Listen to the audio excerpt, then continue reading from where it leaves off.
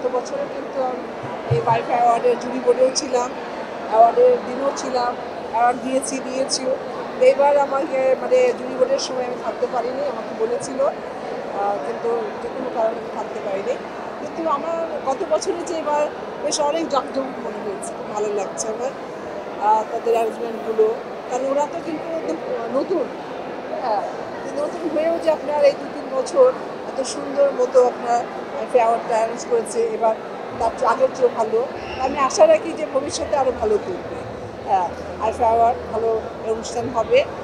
আর আজকে যারা আপনার অ্যাওয়ার্ড পেয়েছে তাদের সবার জন্য রইল আমার অনেক অনেক শুভেচ্ছা।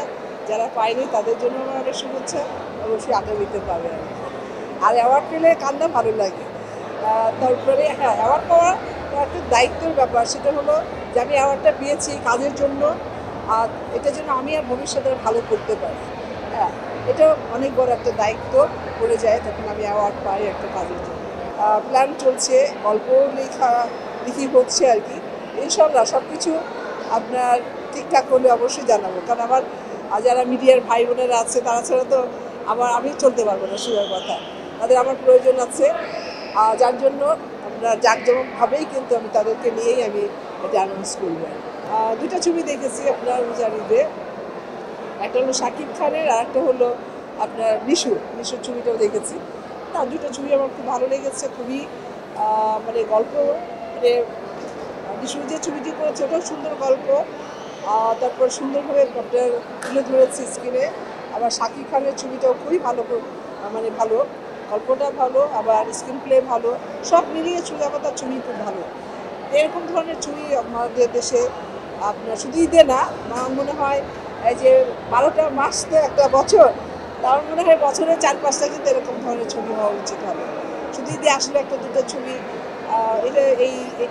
এটা দিয়ে মনে করেন যে আমাদের দর্শক দেখলো, এটাতে কিন্তু আমাদের হল অতটা মনে হয় না চলবে, বা হলের মালিকরা এটা এই এক ঈদের সময় ছবি নিয়ে ওই ব্যবসা নিয়ে তারা কিন্তু চলতে পারবে না। আমি মনে করি যে এই ধরনের গল্প নিয়ে, এই ধরনের বিগ বাজেট নিয়ে, এই ধরনের বিগ ক্যানভাস নিয়ে বছরের 7-8টা ছবি হয়, এতে করে আমাদের হল মালিকরা বাঁচবে, শিল্পীরা বাঁচবে, দর্শকরা আনন্দ পাবে।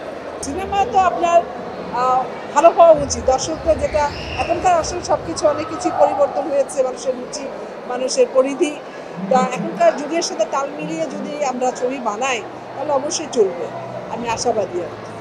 আগের সময় অবশ্যই, আগের সময় তো আপনার ঈদের মধ্যে আমরা অনেকগুলো ছবি রিলিজ হতো, যেমন আমি বলবো আমারই তো 3-4টা করে ছবি থাকতো, তাও মানে 3-4টা ছবি রিলিজ হওয়ার আর 3-4টা ছবি হিট হতো।